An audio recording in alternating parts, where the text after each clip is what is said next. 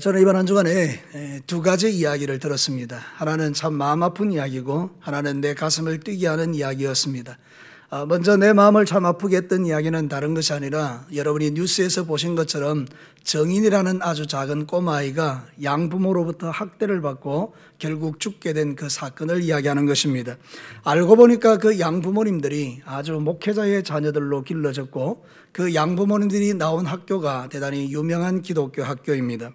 이들은 예수 그리스도가 그들의 마음의 중심이 있다고 믿어지는 사람들입니다만 놀랍게도 그들이 살았던 삶의 흔적과 열매들이 결코 아름답지 않아서 지금 사회적으로 교회가 지탄받는 일에 큰 목을 하고 있는 그런 일들을 제가 들은 것이죠. 또 하나는 신방을 갔었는데 우리 장로님, 은퇴하신 장로님으로부터 박일용 장로님이라는 분에 대한 이야기를 제가 듣게 되었습니다.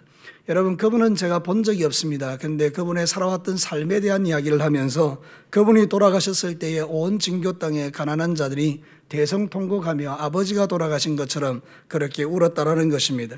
그분의 살아왔던 삶의 흔적들이 참 아름다웠다는 것을 증명하는 것이겠죠. 여러분, 똑같이 예수님을 믿었는데 어떻게 이렇게 열매가 다를까요? 정인이의 양부모도 예수를 믿는다라고 이야기했고 또 우리의 신앙의 선배였던 박일용 장로님도 예수님을 믿는 사람인데 어떻게 동일한 예수님이 이렇게 다른 열매로 나타날 수 있단 말입니까? 사랑하는 성도 여러분, 우리는 믿음을 삶으로 증명하는 사람입니다. 지금같이 어려운 시대에 우리가 할 수 있는 것은 우리의 믿음이 지금 테스트 받고 있는 중에 내 믿음이 진짜임을 증명해내는 삶을 살아야 하는 것입니다. 사랑하는 성도 여러분, 오늘 읽어드린 이 성경 본문의 내용은 사도 바울이 골로새 교회에 보낸 편지에서 자신의 믿음의 사역이 어떻게 펼쳐지는지를 그들에게 말해주고 있는 내용인데 사도 바울의 삶을 보게 되면 대단히 이 진짜 그리스도를 믿는 사람이 어떤 사람인지를 볼 수 있게 됩니다. 사랑하는 성도 여러분, 저도 그렇고 여러분도 그렇고 정말 이 마지막 시대에 얼마가 우리에게 주어진 시간인지 모르지만 불언간 주님이 오시기 전에 내가 살아있는 날 동안에 주님이 오신다면 적어도 내 자신이 또는 아니면 주님께서 아니면 주변에 있는 사람들이 너의 믿음은 진짜다라고 인정해주는 그런 은혜가 저에게 여러분에게 나타나기를 원합니다. 이 영적 어둠의 시대에 진짜 믿음이 뭘까요? 진짜로 살아내는 믿음은 어떤 것일까요? 오늘 이 사도 바울이 살아갔던 그 삶의 흔적들을 바라보면서 정말로 우리도 진짜 믿음으로 이 땅을 살아내어서 세상 사람들이 아무리 교회를 욕하고 비방한다 할지라도 우리가 진짜로 살아내는 삶을 통해서 복음은 저런 것이구나, 예수님은 정말 저렇게 놀라우신 분이구나, 저들이 믿는 예수님은 우리가 함부로 돌을 던질 만한 분이 아니구나, 그런 평가를 받을 수 있도록 여러분들의 삶의 자리에서 최선을 다하여 진짜의 믿음으로 살아내시기를 주님의 이름으로 축복합니다. 자, 오늘 이 성경 본문을 통해서 던져주는 하나님의 메시지를 듣습니다. 첫 번째는 진짜 믿음의 삶은 고난을 기뻐하는 믿음으로 산다는 것입니다. 우리 한 목소리로 한번 크게 한번 읽어보겠습니다. 진짜 믿음의 삶은 고난을 기뻐하는 믿음으로 산다. 여러분, 세상 사람들 중에 고난을 좋아하는 사람이 누가 있을까요? 아무도 고난받는 것을 좋아하지 않습니다.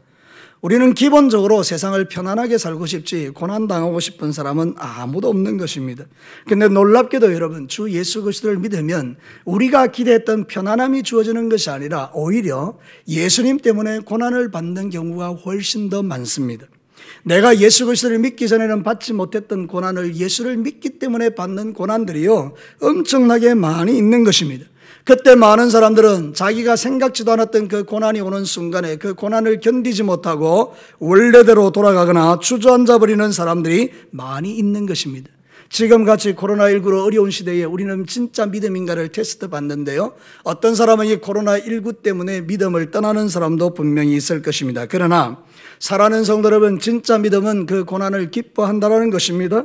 오늘 읽은 이 성경 본문은 이해할 수 없는 이야기를 우리에게 들려주고 있습니다. 24절 말씀을 한번 보겠습니다. 함께 한번 읽겠습니다. 시작. 나는 이제 너희를 위하여 받는 괴로움을 기뻐하고 그리스도의 남은 고난을 그의 몸된 교회를 위하여 내 육체에 재우노라. 사랑하는 성도 여러분, 사도 바울이 예수를 믿고 나니까 그 예수가 얼마나 좋은지요. 자신을 위하여 십자가에 피 흘려 죽으시고 자신을 위하여 모든 것을 다 드린 그 예수님이 너무나 좋아서, 자기에게 최고의 것을 선물해 주신 그 주님이 너무나 좋아서, 주님, 내가 무엇을 할까요?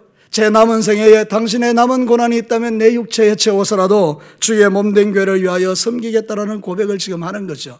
여러분, 우리의 구원을 위한 주님의 고난은 완벽하셨습니다. 그러므로 주님의 남은 고난은 사실 없는 것입니다.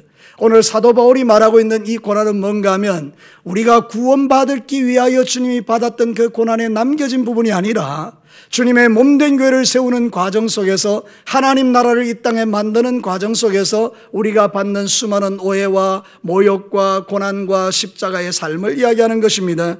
사랑하는 성도 여러분, 예수 그리스도를 믿는다라는 것은 편안한 비단길을 걸어가는 것을 말하지 않습니다. 우리가 예수 믿고 나면 모든 고통이 사라지고 그냥 편안하다, 그런 복음이 아닌 것입니다. 오히려 복음은 예수 그리스도 때문에 십자가의 길을 걸어가는 것이 복음인 것입니다. 여러분, 히브리서 11장 24절과 26절에 보면 정말 이해할 수 없는 하나님의 말씀이 그 속에 있습니다. 같이 한번 읽어볼까요? 시작. 믿음으로 모세는 장성하여 바로의 공주의 아들이라 치마음을 거절하고 도리어 하나님의 백성과 함께 고난받기를 잠시 죄악의 낙을 누리는 것보다 더 좋아하고 그리스도를 위하여 받는 수모를 애굽의 모든 보화보다 더 큰 재물로 여겼으니 이는 상 주심을 바라봄이라. 여러분, 이해가 되십니까? 모세는 구약시대의 성도입니다. 근데 그는 누구를 바라보고 있답니까? 그리스도를 바라본대요. 그래서 그리스도로 인하여 주어질 그 상을 바라보면서 애굽에서 잠시 받는 그 죄악된 즐거움보다 하나님에 의한 고난을 선택했다라고 말하고 있는 이 모세의 고백을 보면 참으로 놀랍지 않습니까? 이게 진짜 믿음이라는 것입니다. 우리에게 주님이 주신 그 진짜 믿음은 예수 그리스도의 복음 때문에 내게 주어진 고난을 감당하되 그 고난조차도 기뻐하는 것이라고 성경은 말하는 것입니다. 여러분, 오늘 성경의 괴로움이라고 말하는 것은 파데마라 그러는데 육체적으로 정신적으로 고통받는 상태를 말합니다. 여러분, 고난이라는 것은 들립시스라고 하는데 억압당하는 상태를 말하는 것입니다. 그러니까 좌우로 억압을 받아서 정신적으로 육체적으로 고난받는 그 엄청난 상태를 지금 말하고 있는 것입니다. 사도 바울은 예수님 때문에 괴로움도 받고 고난도 받았다라고 이야기합니다. 정신적으로 육체적으로 또 모든 면의 학대를 당하며 예수님 때문에 엄청난 억압을 받으면서 살아왔다는 것입니다. 그런데 놀랍게도 그는 이렇게 말합니다. 이 모든 고난을 그는 기뻐한다라고 말합니다. 카이로라는 말인데요, 이 말은 뭔가 하면 잃어버린 자식을 찾는다는 뜻입니다. 여러분, 혹시 자식을 잃어버려 보셨습니까? 그 잃어버린 자식을 잃어버리면요 마음이 막 괴로워 죽습니다. 그런데 그 아이를 찾았을 때는요 놀라운 기쁨이 그 안에 임합니다. 상상할 수 없는 기쁨이 임합니다. 그 기쁨을 카이로라고 말하는데요, 지금 사도 바울이 고백하는 게 이겁니다. 나는 예수 그리스도를 위하여 그리스도의 남은 고난을 내 육체에 채우는 것을 기뻐한다. 할렐루야. 이게 바로 진짜 믿음이라는 것입니다. 사랑하는 성도 여러분, 세상 사람들은 어렵고 힘들 때요 주님을 떠나거나 또는 신앙을 포기하거나 그 고난 때문에 그냥 하나님을 떠나는 사람들도 있을 수 있지만, 그러나 진짜 믿음을 가진 사람은 나에게 예수님 때문에 오는 고난을 기뻐하고 즐거워한다는 것입니다. 사랑하는 성도 여러분, 예수님의 삶이 어땠습니까? 예수님은 평소에 이런 고백을 하셨습니다. 저들의 참새를 봐라, 저들도 돌아갈 집이 있다. 저기 들판의 짐승들도 봐라, 밤 되면 다 돌아갈 그곳이 있다. 그런데 나는 머리 둘 곳이 없다. 이렇게 말씀하셨어요. 여러분, 예수님의 삶은 결코 편안한 삶이 아니셨죠. 우리를 위하여 십자가 죽으러 이 땅에 내려오셨을 때 그분은 하나님의 영광 보좌를 버리고 이 땅에 오셔서 그분이 세상에서 당할 수 있는 모든 종류의 고난을 당하셨습니다. 그러면 예수님이 슬퍼하셨나요? 예수님이 괴로워하셨나요? 그 고난받는 것 때문에 짜증을 내셨나요? 그렇지 않습니다. 우리를 위하여 십자가 지는 것을 기쁘게 감당하시고 주님이 그 길을 걸어가신 줄로 믿습니다. 예수님이 가는 모든 것에는 잔치가 일어났습니다. 구원의 역사가 일어나고요, 행복이 일어나고요. 예수님 당신이 고난을 받아 우리를 기쁘게 하고 즐겁게 하셨는데요, 예수님은 고난도 기뻐하셨던 분입니다. 그렇기 때문에 그 예수를 믿는 저와 여러분도 동일하게 그런 기쁨으로 이 힘든 세상을 이겨낼 수 있더라, 그 말입니다. 우리 앞서 살았던 신앙의 선배들이 그런 고백을 합니다. 베드로는 이렇게 말하죠. 베드로전서 4장 12절과 14절 우리 다 같이 한번 크게 읽습니다. 시작. 사랑하는 자들아, 너희를 연단하려고 오는 불시험을 이상한 일 당하는 같이 이상히 여기지 말고 오히려 너희가 그리스도의 고난에 참여하는 것으로 즐거워하라. 이는 그의 영광을 나타내실 때에 너희로 즐거워하고 기뻐하게 하려 함이라. 너희가 그리스도의 이름으로 치욕을 당하면 복 있는 자로다. 영광의 영 곧 하나님의 영이 너희 위에 계심이라. 할렐루야. 세상 사람들이 이 말씀을 이해할 수 있겠습니까? 그러나 저와 여러분은 이 말씀을 정확하게 이해합니다. 여러분, 우리가 예수 그리스도를 믿음으로 말미암아 오는 이 불시험, 여러 가지 일들을 이상한 일 당하는 것처럼 여기지 말고 오히려 너희들이 예수님 때문에 고난을 받으면 기뻐하고 즐거워하라, 이렇게 말합니다. 왜 그렇습니까? 우리 예수님 나타나실 때 이 일로 인하여 우리는 상을 받게 될 것이고, 우리가 고난을 기쁘게 감당할 때 주의 영인 성령이 우리와 함께 하셔서 우리의 믿음을 더욱더 굳세게 하여 줄 것을 믿기 때문입니다.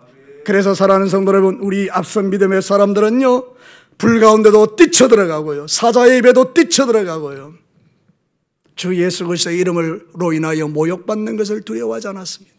사랑하는 성도 여러분, 얼마나 그들은 멋진 믿음의 삶을 살았습니까? 우리는 지금 마지막 시대를 살아갑니다. 어쩌면 이 마지막 시대는 우리에게 너희들은 이제 행복이 끝나고 이제 불행이 시작됐다라고 말하는 시대일 수 있습니다. 여러분, 말씀을 잘 이해하고 들어보십시오. 이제는 행복 끝, 불행 시작. 그런 무슨 말인가 하면 앞으로 우리에게 주어질 그 고난이 더욱더 거세어질 것이라는 이야기입니다. 여러분, 세상은 점점 좋아지지 않습니다. 우리의 영적인 환경들이 점점 좋아지지 않는다는 이야기입니다. 마지막 때에 우는 사자같이 달려드는 원수마귀가 자기의 남은 때가 얼마 남지 않았기 때문에 할 수만 있으면 자기의 총동원하는 능력을 통해서 주님의 몸된 교회를 무너뜨리고 정치와 경제와 세상이 가지고 있는 권력을 통해서 우리의 믿음을 흔들고 빼앗기 위하여 얼마나 많은 노력을 기울이겠습니까? 그러므로 우리가 앞으로 세상이 좋아질 거라고 생각하는 것보다는 앞으로 내가 살아가는 세상이 힘들고 어려울지라도 우리가 지금 믿는 믿음은 뭔가 하면 오늘 말씀처럼 사도 바울이 그랬던 것처럼 주여, 그런 날이 우리에게 올 때 그리스도의 남은 고난을 내 육체에 기꺼이 채웁니다. 그러나 억지로 하는 것이 아니고 즐겁게 그 일을 감당하겠습니다. 이런 신앙의 고백의 중심을 가지고 사는 자가 진짜 믿음을 가진 자라고 말하는 것입니다. 여러분은 진짜이십니까? 여러분 진짜 예수 그리스도의 사람이십니까? 이런 고난 앞에 여러분은 어떤 믿음으로 돌파하고 계십니까? 이제 우리는 내려놓았던 십자가를 다시 지고 주님의 뒤를 따라가야 될 때가 온 것 같습니다. 살아가는 성도는 편안한 삶의 자리를 떠나 이제 원망과 불평의 삶이 아니라 주님을 바라보며 내게 주어진 내 목태태인 십자가를 지고 한 걸음 한 걸음 묵묵히 벳세메스로 가는 소와 같이 주님의 그 사명을 가지고 주님의 뒤를 따라가는 그 신앙을 회복해야 될 때입니다. 코로나19를 통해서 저와 여러분의 믿음이 진짜임이 증명되시기를 주의 이름으로 축복합니다. 마지막 두 번째는 진짜 믿음의 삶은 복음이 주는 영광의 소망으로 사는 것입니다. 한번 크게 한번 읽어보겠습니다. 시작. 진짜 믿음의 삶은 복음이 주는 영광의 소망으로 산다. 오늘 사도 바울은 이런 이야기합니다. 나는 비밀이 있다. 그 놀라운 비밀을 내가 깨달았다. 그 비밀은 예수 그리스도의 영광의 소망이다. 이렇게 말합니다. 여러분, 사도 바울은 이 비밀을 몰랐던 사람입니다. 그래서 그는 자기가 가지고 있는 그 유대적 지식을 가지고 예수 믿는 사람 잡아 죽이려고 했습니다. 그래서 다메섹으로 가다가 예수님을 만났죠. 복음의 비밀을 깨닫게 된 것입니다. 그 비밀을 아는 순간 그는 세상이 달라져 버렸습니다. 그가 지금까지 살아왔던 삶이 잘못됐다는 걸 깨닫고 난 이후에 이제 그가 예수님을 만난 이후의 삶은요, 너무나 그는 주님을 위하여 살아가는 그 삶이 행복했습니다. 왜냐하면 그 영광의 소망이 주는 것이 너무나 자기의 인생을 행복하게 만들었기 때문입니다. 사랑하는 성도 여러분, 세상 사람들에게는 복음이 비밀이 아닌 비밀입니다. 그들은 깨달을 수가 없습니다. 아무리 예수님을 이야기해줘도 그들은 이해가 안 됩니다. 근데 여러분, 놀랍게도 저와 여러분에게는 공개된 비밀입니다. 여러분은 이 비밀을 정확하게 이해하고 믿는 하나님의 사람들인 줄로 믿습니다. 여러분, 이 비밀이 무엇입니까? 우리는 죄인인데 예수님이 십자가 지고 이 땅에 오셔서 우리의 모든 죄를 지시고 우리의 죄값을 치르셨습니다. 다 이루셨다는 거예요. 그리고 그분은 3일 만에 부활하셔서 죽음 권세를 이기셨기 때문에 우리는 이제 사망의 메인바가 되지 않게 만들어주신 것입니다. 뿐만 아니라 그분은 성천하셔서 하나님의 보좌 우편에 앉으시고 천국이 있는 것을 우리에게 증명해 주셨습니다. 이 세상과 비교할 수 없는 하나님 나라 천국이 믿음을 가진 자에게는 부어지는 하나님의 영광의 소망인 것입니다. 이 땅에서 주를 위하여 살았던 삶 중에 우리가 주 예수 그리스도의 이름으로 받은 모든 고난에 대하여 주께서 위로하는 날이 분명히 우리에게 올 줄로 믿습니다. 사랑하는 성도 여러분, 이게 영광의 소망이라는 것입니다. 사도 바울은요, 세상에 시시한 소망으로 살지 않았습니다. 그 이전에는 자기가 자기의 영광을 위하여 살았지만 예수님을 만나고 나니 그게 다 헛된 걸 알았습니다. 다 배설물처럼 여기고 그에게는 오직 예수 그리스도만이 영광의 소망이 되었다라고 성경은 말하는 것입니다. 27절 말씀을 한번 보겠습니다. 하나님이 그들로 하여금 이 비밀의 영광이 이방인 가운데 얼마나 풍성한지를 알게 하려 하심이라. 이 비밀은 어디예요? 너희 안에 계신 그리스도니 곧 영광의 소망이니라. 사랑하는 성도 여러분, 오늘 이 말씀을 듣는 각처에 흩어져 있는 우리 믿음의 동력자 여러분, 여러분에게는 영광의 소망이 여러분에게 있으십니까? 그 영광의 소망이 있는 자가 바로 참된 믿음을 가진 자라고 말하는 것입니다. 사랑하는 성도 여러분, 우리 앞선 시대의 사람들은 이 말씀 때문에 순교를 당했습니다. 요한계시록 12장 11절을 한번 보십시오. 천국에서 펼쳐지는 그 영광스러운 예배의 장면 속에서 이런 것이 있습니다. 함께 읽도록 하겠습니다. 시작. 또 우리 형제들이 어린 양의 피와 자기들이 정언하는 말씀으로서 그를 이겼으니 그들은 죽기까지 자기들의 생명을 아끼지 아니하였도다. 할렐루야. 앞으로 장래에 펼쳐질 하나님 나라에서 주의 보좌 앞에 있는 순교자들의 모습이 누구냐? 영광의 주의 말씀과 어린 양의 피 때문에 자기의 생명을 아끼지 않은 자들이 그 보좌 앞에 있더라, 그 말입니다. 여러분, 우리는 예수님 때문에 죽을 수 있는 자들인 줄로 믿습니다. 그런데 오늘 이 시대에 예수 그리스도의 영광의 소망을 쫓아 삽니까? 여러분, 지금은 세상이 영광의 소망을 쫓아 사는 시대가 아니고요, 세상의 소망을 쫓아 사는 시대입니다. 그래서 사람들은 예수님보다도 세상이 주는 것들을 더 좋아하고, 괴로움이 조금만 닥치면 원망하고 불평하고, 서로를 향하여 시기하고 질투하고 미워하고 분노하고 싸우고 다투고 분쟁하고, 그렇게 살아가는 일들이 참 많이 있는 것입니다. 영광의 소망이 있는 자의 삶의 칼날은 다른 것입니다. 이 세상이 소망이 아니기 때문에 세상 사람들보다 훨씬 넓은 마음으로 삽니다. 예수님은 모든 죄인들을 다 그 품에 안아주셨습니다. 예수님의 품에 품지 못할 사람은 단 한 명도 없었습니다.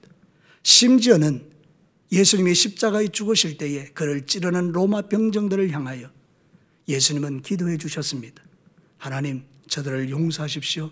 저들이 하는 일을 알지 못합니다. 한편 강도가 이야기합니다. 당신이 저 낙원에 있을 때 나를 한 번만 기억해 주십시오.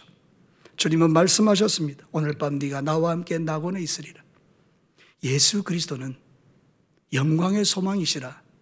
그는 너무나 넓으시고 그 안에 모든 죄인을 다 품을 수 있는 하나님의 사랑이셨습니다. 사랑하는 성도는 그 예수님이 내 안에 계시는 거예요. 오늘 이 성경 본문에 보면 뭐라고 말하는가 하면 영광의 소망인 그리스도가 너희 안에 있다라고 말합니다. 우리는 왜 이래 좁을까요? 우리는 왜 이래 마음이 좁을까요?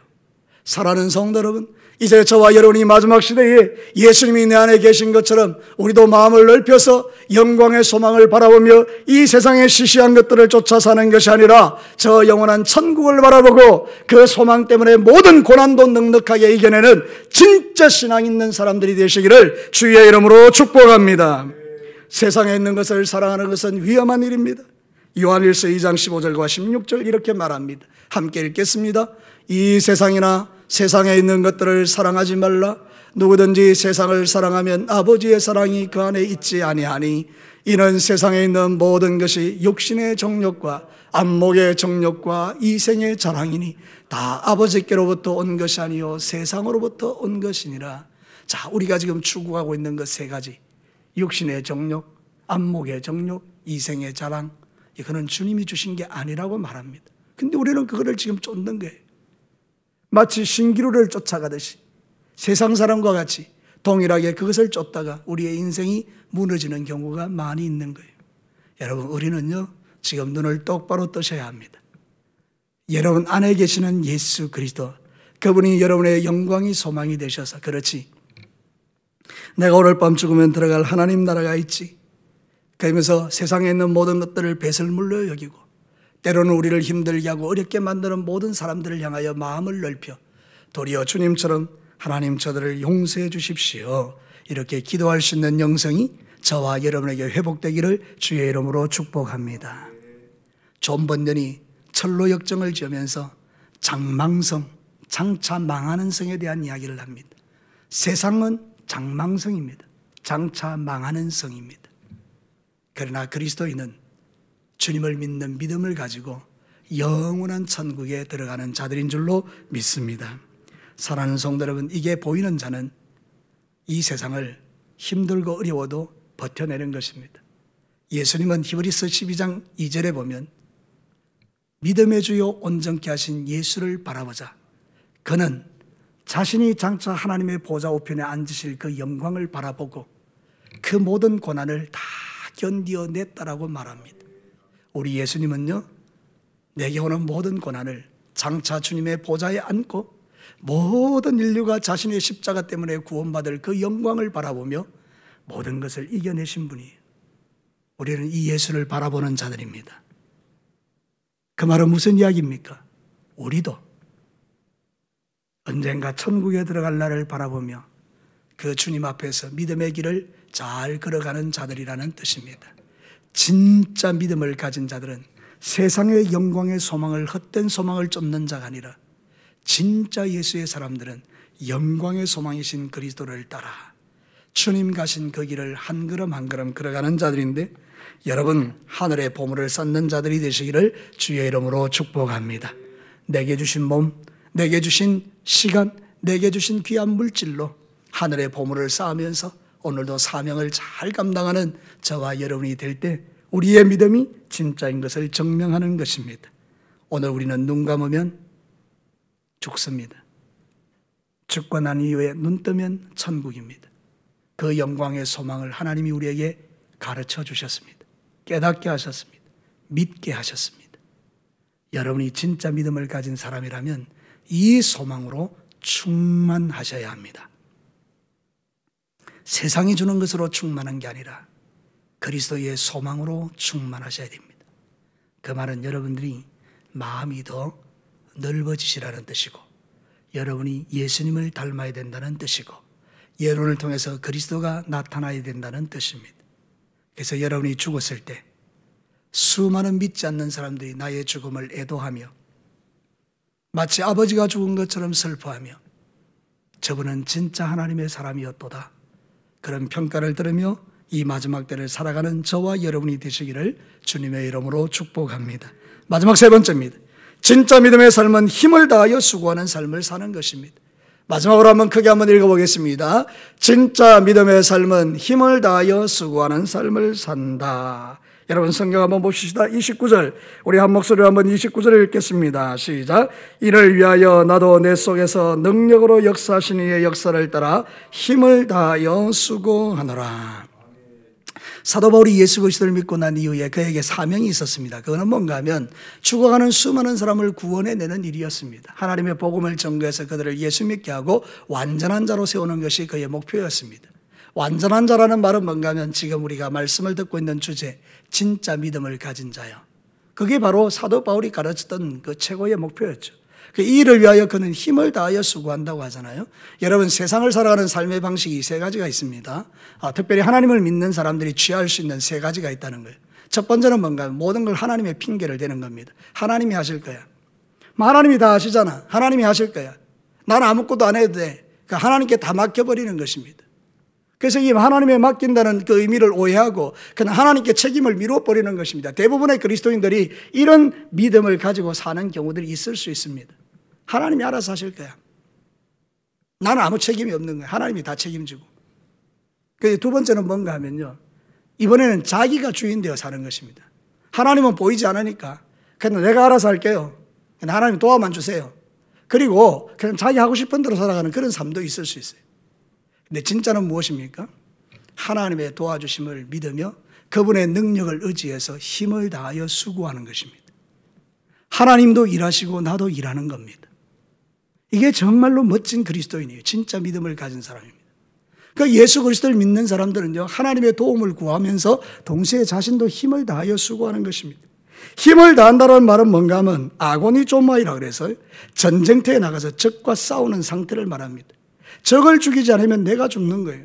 여러분 1960년도에 짜빈동 전투라고요, 월남전에 있었는데 우리나라 그 해병대 청룡부대는 200명 정도밖에 안 되는 중대 규모였고요, 월남의 그 정규군은요 연대 규모 4,000명이 넘는 그 부대의 군인들이 이 짜빈동으로 쳐들어온 겁니다. 그러니까 이 중대 청룡부대가 있는 거기에 들어온 거란 말이죠. 그 200명이 4,000명을 어떻게 이기겠습니까? 근데 놀랍게도요, 이 200명이 4,000명을 이깁니다. 이유는 뭔가 하면 이들이 죽기를 각오했기 때문입니다. 그 중대장이 이렇게 말합니다. 너는 영광스러운 대한민국의 전사들이다. 여기서 죽자. 그리고 죽기를 각오하고 싸웠더니요, 이 월남의 그 베트남 그 베트콩들이 도망가 버렸습니다. 감당이 안 돼요, 감당이. 죽기를 각오하고 싸우니까, 힘을 다하여 싸우니까 자기들이 이길 수가 없는 거예요. 다 도망가 버렸습니다. 그래서 이 전쟁사가 아주 유명합니다. 인터넷에 많이 올라와 있습니다. 짜빈동 전투라고요. 사랑하는 성도 여러분, 힘을 다하여 수고한다는 것은 그런 뜻입니다. 저를 죽이지 않으면 내가 죽는 상태. 그러니까 얼마나 힘을 다하겠습니까? 여러분, 이 영적 전쟁이 그런 것입니다. 대충 신앙생활하는 게 아니라 그 말입니다. 여러분, 예수님이 이 땅에 오셔서 대충 사셨습니까? 아닙니다. 그분은 분초를 아껴 사셨습니다. 우리 예수님처럼 부지런하고 예수님처럼 성실하고 예수님처럼 완벽하신 분이 없었습니다. 그분은 아무리 피곤해도 새벽을 깨워 기도하셨습니다. 주님과의 영적 교제를 통하여 자신을 풍성하게 채우셨습니다. 그는 40일 동안 기도하면서 자기의 영혼을 풍성하게 채우신 분입니다. 그래서 여러분, 예수님은 분초를 아껴서 우리의 구원을 위하여 사신 분입니다. 여러분, 그분의 공생애도 아름답지만요, 그분이 부모님을 섬겼던 그 30년의 세월도 아름답습니다. 그런 목수로서 얼마나 멋진 인생을 살았는지 모릅니다. 어떤 분은 그런 이야기를 하더라고요. 책에 보니까 예수님이 만드시는 그 작품은 아마도 세상에서 가장 아름다운 작품이었을 것이다. 이유는 최선을 다하여 만드셨기 때문일 거다. 여러분, 얼마나 이게 의미 있는 이야기입니까? 주 예수 그리스도가 내 안에 계시다는 의미는 이 주님의 이 아름다움이 내 안에 임한다는 거잖아요.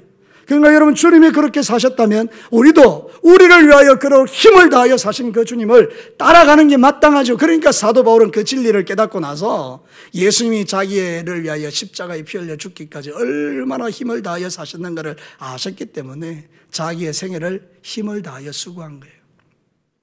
우리 예수 그리스도를 믿는 성도들은 정말로 주님 앞에서 이런 믿음의 중심을 가지고 하나님의 능력을 힘입어서 힘을 다하여 수고하는 이 은혜가 저에게도 여러분에게도 있게 되기를 주의 이름으로 축복합니다. 고린도후서에 보면요, 8장 2절과 4절에 보면 마게도니아 성도들의 삶이 나옵니다. 같이 한번 읽어볼까요? 환난의 많은 시련 가운데서 그들의 넘치는 기쁨과 극심한 가난이 그들의 풍성한 연보를 넘치도록 하게 하였느니라. 내가 증언하노니 그들이 힘대로 할 뿐 아니라 힘에 지나도록 자원하여 이 은혜와 성도 섬기는 일에 참여함에 대하여 우리에게 간절히 구하니. 마게도니아 성도들의 삶의 태도가 어떠했는가 하면 극심한 가난과 환난 가운데서 힘을 다하여 주님 앞에 수고했는데 자신들의 힘에 지나도록 연보했다는데, 여러분, 이게 헌금에 대한 이야기가 아니고 주변에 가난하고 어려운 구제해야 될 대상들을 향하여 자신들이 힘을 다하여 수고했다는 거예요. 여러분, 신앙은 동일합니다. 예수님에게 있는 마음이 바울에게 있고 바울에게 있는 마음이 마게도니아 성도들에게 있고 마게도니아 성도들에게 있는 그 믿음이 저와 여러분에게도 있는 줄 믿습니다. 다른 예수가 아니라는 거예요. 바울이 믿은 예수와 내가 믿는 예수가 다르면 우리는 구원 못 받습니다. 그렇지 않습니까? 바울이 믿는 예수와 내 예수가 다르다면 어떻게 우리가 구원 받겠습니까?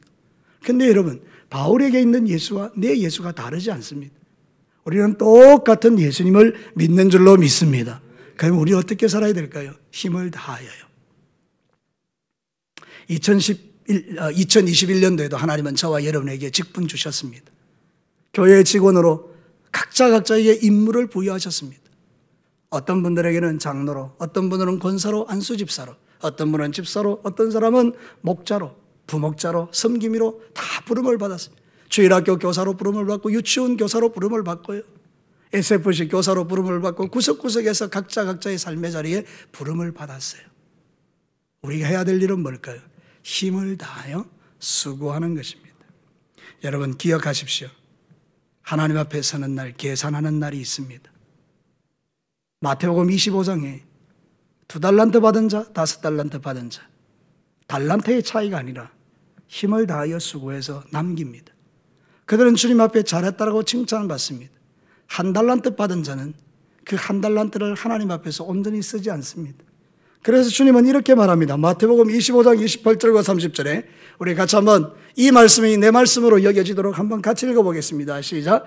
그에게서 그 한 달란트를 빼앗아 10달란트 가진 자에게 주라. 무릇 있는 자는 받아 풍족하게 되고 없는 자는 그 있는 것까지 빼앗기리라. 이 무익한 종을 바깥 어두운 데로 내쫓으라. 거기서 슬피 울며 이를 갈리라 하니라. 여러분, 이 말씀을 내 말씀으로 받자는 이야기는 이렇게 되자는 이야기가 아니라 이 말씀이 얼마나 두렵고 떨리는 말씀인가 마음판에 새기고 살자 이 말입니다. 많은 그리스도인들이, 많은 성도들이 직분을 자신에게 준 타이틀로만 생각하고 하나님 앞에 그 직분의 무게에 합당한 삶을 살지 않는 분들이 많이 있습니다. 목사도 그럴 수 있고 장로님들도 그럴 수 있고 우리 권사님들, 안수집사님들 다 타이틀만 자랑하고 살아갈 수 있어요. 근데 여러분, 언젠가 주님 앞에 서는 날 내가 진짜인지 가짜인지는 그때 드러나는 거예요. 그러면 오늘이라도 우리가 이 말씀을 나에게 주실 때 진짜 내 믿음이 어떤 믿음인가를 하나님 앞에 점검하는 것은 대단히 의미 있는 일입니다. 사랑하는 성도 여러분, 우리 고신 헌법에도 예배의 의무가 있고 기도의 의무가 있고 우리에게 주어진 각자의 의무들이 다 있습니다. 그 의무들을 여러분 기억하시고 주님이 맡겨주신 그 사명을 끝까지 잘 감당하시고 여러분 기도자들이 되시고 새벽을 깨워 부지런히 기도하며 하나님 앞에 나에게 맡겨주신 사명을 잘 감당하다가 우리 주님을 만나는 게 이게 진짜 믿음을 가진 사람이라는 거죠. 지금은 내 믿음을 하나님 앞에 보일 때가 아니겠습니까? 진짜 믿음의 삶은 힘을 다하여 수고하는 겁니다. 내게 능력을 주시는 자 안에서 내가 힘을 다하여 수고하노라. 하나님께 책임을 전가하지도 않고 자신의 힘으로 마음대로 하려고 하지 않고 하나님과 더불어 함께 하나님의 나라를 이루는 이 사도 바울의 삶은 진짜가 아닙니까? 오늘 저와 여러분들도 이 마지막 시대에 이 진짜의 믿음을 심장에 새기고 주님 앞에 살아가는 그런 성도들이 되도록 주님이 저를 통해서 여러분과 저에게 말씀하고 있는 겁니다. 이제 말씀을 마치겠습니다. 사랑하는 성도 여러분, 우리의 믿음은 날마다 테스트 받습니다. 마지막 때일수록 더욱더 그렇겠죠. 그럼 나는 언제나 주님 앞에 진짜임을 증명하는 거예요. 어떤 상황 속에서는 사람의 말로 인하여, 환경에 의하여, 시대적 상황 속에서 아니면 세상 정부의 압력을 통해서는 뭐 어떻든지 간에 우리의 믿음이 증명되어져야 할 때 우리는 진짜 믿음을 보여야 되는데 첫 번째는 고난을 기뻐하는 믿음으로 살아내는 겁니다. 두 번째는 복음이 주는 영광의 소망 천국을 바라보고 사는 것입니다. 그리고 우리는 힘을 다하여 수고하는 믿음으로 사는 것입니다. 그때 주께서 우리를 향하여 두 팔을 벌려 환영하시고 너는 진짜 믿음으로 이 땅을 살았구나 등 두드려 주시고 우리를 위로해 주시는 그 놀라운 은혜를 우리는 체험하는 날이 불언관 오게 될 줄로 믿습니다. 그때까지 참 믿음, 진짜 믿음으로 승리하는 우리 모든 진교회 성도님들 되시기를 주님의 이름으로 축복합니다. 우리 이제 같이 한번 기도하겠습니다.